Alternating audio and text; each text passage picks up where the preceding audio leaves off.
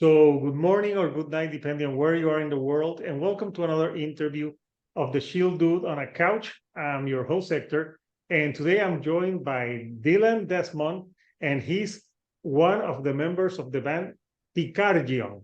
I'm trying to say correctly, and we're here because they recently put out digitally and in Bandcamp an EP that it's two songs, but it's almost 30 minutes in length, and it's called the Katechon and the Unending Fire. And we're here all to talk about it. So, first of all, Dylan, how are you?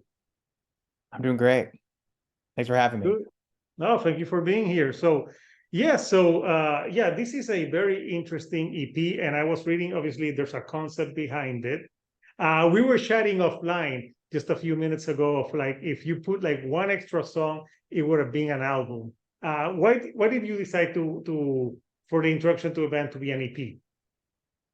I think we wanted the introduction to be maybe shorter and sweeter, just kind of to initiate things. There is a full length in the works that we saved.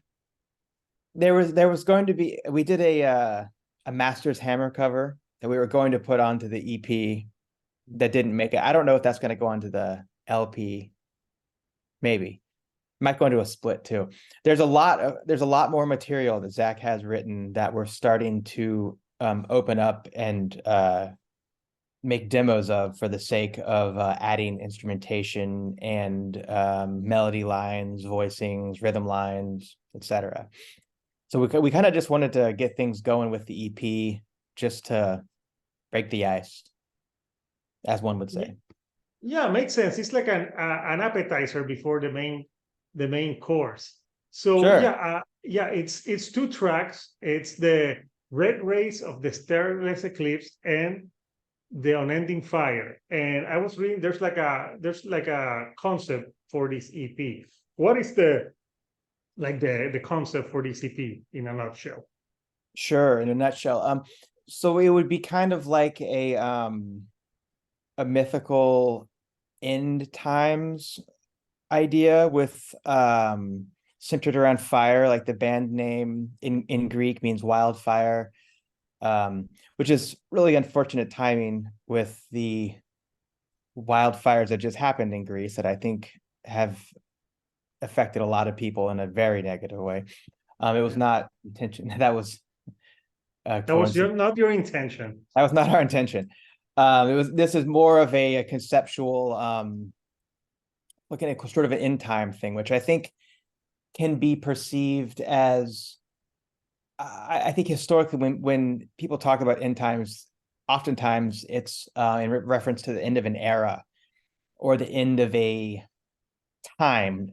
I don't I mean I guess there's also the aspect of an end of a species, end of a existence, a mode of thought, yeah, I mean, end can be so ambiguous. It can mean so many things. And I think that all of those things can fall into the same category and be representative of themselves through the symbolism. Yeah. And the sound of your band, this band is more it's more different. You know, you're known for Bell Witch, which is more like doom metal. This has more black metal elements to it, but I thought it was a mixture. There's black metal, there's a little bit of doom and long songs. How would you describe the sound of this band?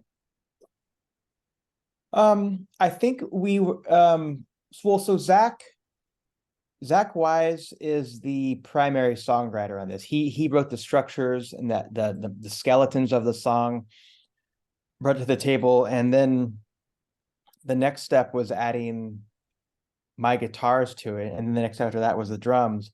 And I think we were trying to make it as wide reaching as possible, and I think that there's where Zach is coming from was probably like a Dodheim's Guard Master's Hammer element. I think I was probably coming from like an Emperor Celtic Frost element. And I think that with those combining, it kind of yeah, I mean, obviously those bands are fitting with each other, but I think that if one were to look at each of them, they're very different. So I think that those influences did give it gives the band an interesting texture, an interesting approach, execution. Yeah, did I answer the question, or did I go off on a tangent? No, yeah, you did. Yeah, you did answer the question. You were like thinking, I'm like, I thought I answered. No, but you did. So yeah, it makes sense of that sound, and you've been busy because you also released an album with Bell Witch this year. So Indeed, yeah. it's been a busy year for you. That Bell Witch album, I think 5 songs and almost 2 hours long. You guys do like to make like these really long albums. Does it come easier to you to do those long songs? Because like you're known for that on your other band. I think I think the idea is never specifically to make a long song. The idea is also definitely not to make a short song. Surprise to nobody. But I think the idea is just to kind of let the songs breathe and just kind of go through whatever it seems like it needs to be. Like it seems to me that in the song, like when I'm sitting down to write a song, and when I start to understand what the song is trying to do, it seems like whatever that piece of music is sort of takes kind of it becomes its own. Bear with me here, I'm getting weird. It kind of becomes its own entity of sorts, and it kind of like dictates what it's going to be. And I feel like maybe I'm sort of the driver of the vehicle, but the vehicle is going, I don't know. So you're It's saying like, that you are you every time you're doing a long song, you get possessed by an entity. right, it sounds like that. That sounds kind of silly. I don't think it's like the song is there, it's going to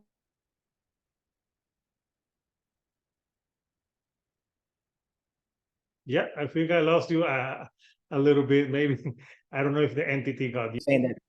Uh-oh, is it there No, we don't go. worry. For a moment you froze, and I thought the entity had gotten you, but that's okay. Ah, We can move on.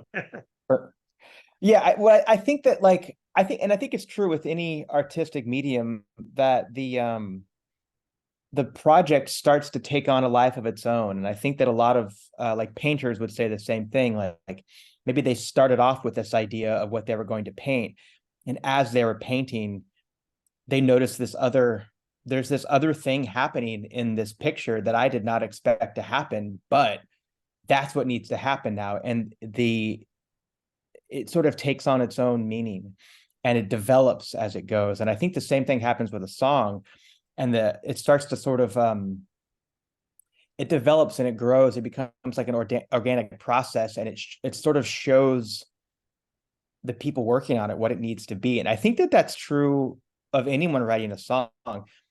If they're writing a song in a structured format, like a pop rock and roll song, of course, maybe less so because the format's already there. But still, I would say the personality of it is going to develop and come out while it's being worked on. And I think that it's still, I don't want to say an entity, because I think it's not an entity, but it is something. So an entity is a fair way to put it, but it sounds Yeah. maybe a little more extreme than I intended to be. I mean, Yeah. Don't it's worry, like I can just read the blabbermouth title right now. D Desmond claims to be possessed by an entity while playing. I just gave them the slogan for that. The entity took over Dylan, and now we don't know who's playing the song. Yeah. So what I was babbling about the entity, Arthur Rimbaud, the French poet, wrote a thing that kind of touches on that. Where it was which is like the I is another, or the I is something else, kind of meaning like it's not necessarily our conscious, like what you and I are talking to each other with right now, or is like, our consciousness. It's not necessarily that is creating something. It's like almost like there's this unconscious will behind that pushes something. Where that comes from, of course, is anyone's guess. Maybe that's in an individual, maybe that's like a collective thing in all of humanity, maybe it's a collective thing in everything that has warm blood, et cetera, up until we get to like, planetary. Ugh. But I think that totally applies to a song. And I think that I felt that so many times. And I think that it's important to dig into that, because that's where the essence of why write a song if you can't dig into that? Like, what's the fucking point? Yeah, agree. I feel like that's the goal in writing a song, is digging into that and figuring out like, what is this thing going to do? This whatever, is it this thing? Is it me? Is it some aspect of my unconscious, subconscious, whatever the word is for that, that wants to dictate it this way? Or is this actually something outside of me, an entity, if we will, that I don't necessarily believe that, but I think that the analogy works just fine. This interview, we should have done this interview outside in the woods, smoking something. We could have eaten a lot more acid than I already have today. Just kidding. Yes, it would have been very interesting. So yeah, no, but I totally get what you're saying. Like sometimes, and I listen to musicians say that sometimes a song just comes to them. Yeah. Some come easier and some come harder, but like I've read of so many musicians, like their best song, like they just took it in one take.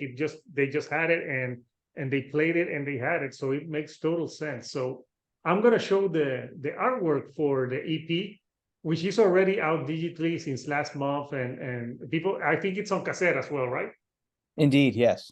Yeah, and I'm not sure, but I think I'm sure this entity right here is the one that possessed you on the cover of the EP. That's it. I recognize it. Yeah, and Yeah, I love this artwork because I love that that space inside the circle is undefined, and there's this sort of it's almost like a weird little void through this weird insect bat demon monster. I love that. I think that space in the middle is so cool. yeah. The legs kind of look like a cockroach. Sure. Yeah.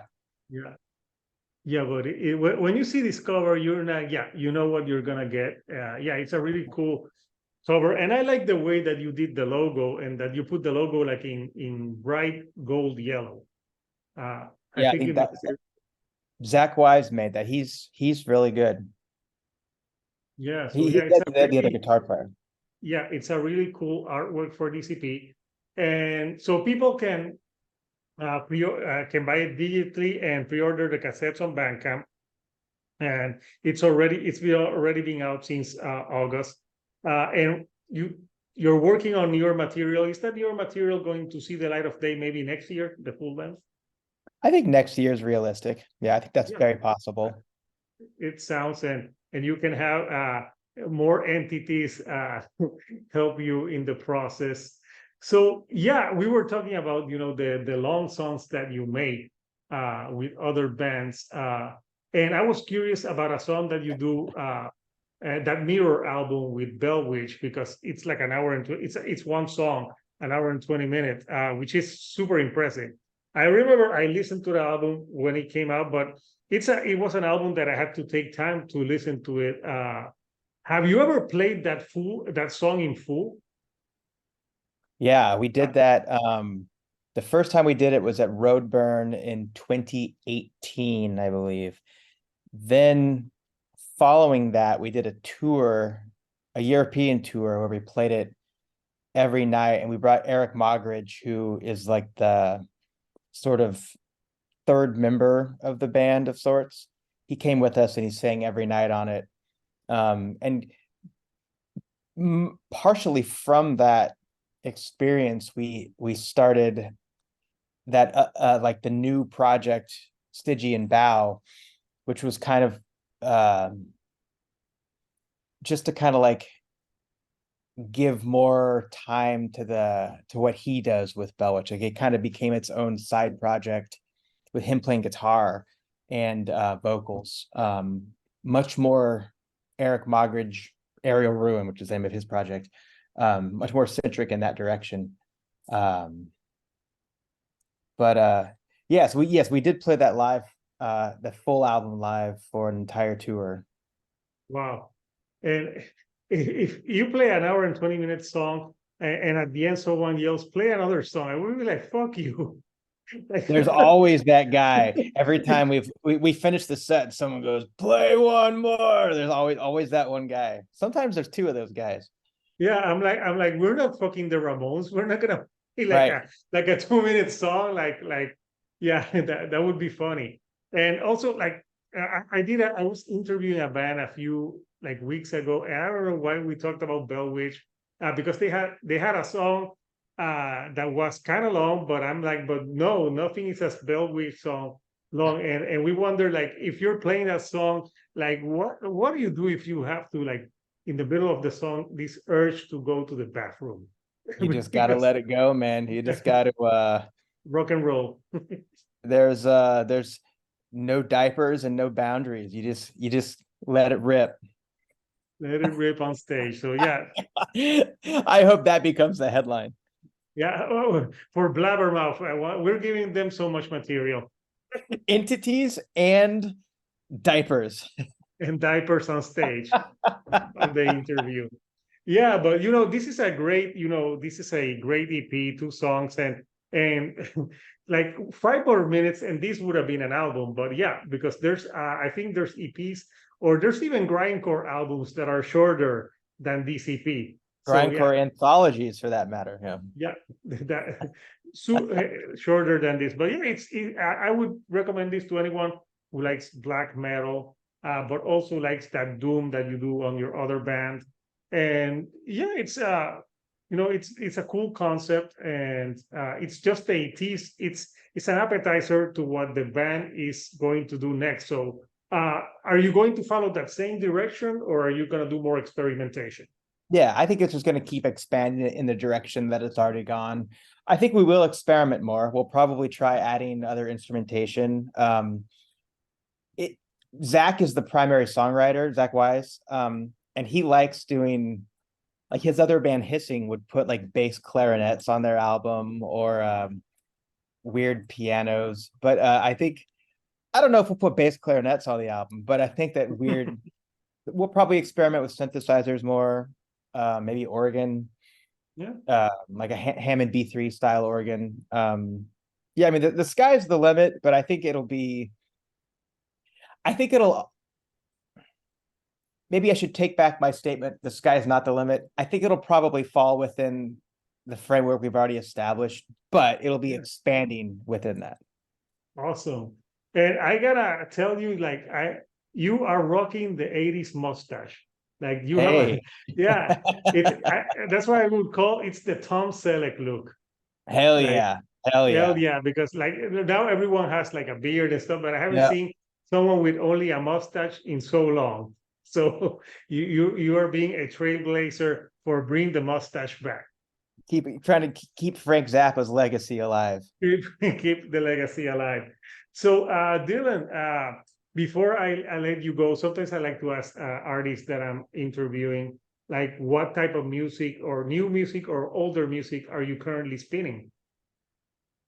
Um, I've been listening to a lot of ambient music, like William Basinski. The guy from Stars from the Lid just died. I've been listening to that a lot. Um, Yoshimura, the Japanese ambient artist from the 80s, 70s. I've been listening to that album, Music for Nine Postcards, a lot. That's just brilliant. The more I listen, the more I feel like I've been listening. I mean, I've had it on repeat in my car for month, and as the months go by, I'm like, I've never noticed this weird little aspect before. So yeah, I've been listening to a lot of that sort of thing. But likewise, also I've been loving the new Khanate album, the new Dotemsgard record. Yeah. Yeah, no, it's good to be able to listen to newer stuff and yeah, it seems that you like a lot of that ambient. Ambient music is really cool. You know, it gets you in a free headspace. So, Dylan, I want to thank you for taking some time of your afternoon to chatting with me Thanks for about having me. Pyrkagion and also Bell Witch and entities and diapers on stage. So it's so good here. Like it's been a fun chat. So people, the album, you can order it on Bandcamp digitally, or you can buy it on cassette. And keep an eye out for new music in the next year and probably some tours, right? Definitely some Bell Witch tours. I think the Pyrkagion tours might happen someday, but I don't think it's going to be immediately. I think that'll be after, at least after the next full length comes out, Yeah. maybe following that. But we're starting to discuss that sort of thing, and there is a live lineup that's being sort of put together for that. So time will tell. Awesome. Time will tell. So people, I'm going to put the link so you can order or buy the album digitally if you like. So until next time, people, this is Hector, the Shield Dude on a couch, and I'll see you all right here on the couch, unless I am possessed by an entity. So until And next put a time, diaper on if that's the or I case. put a diaper on. So God knows until what could next happen. time, I'll see you next time. Thank you and good night.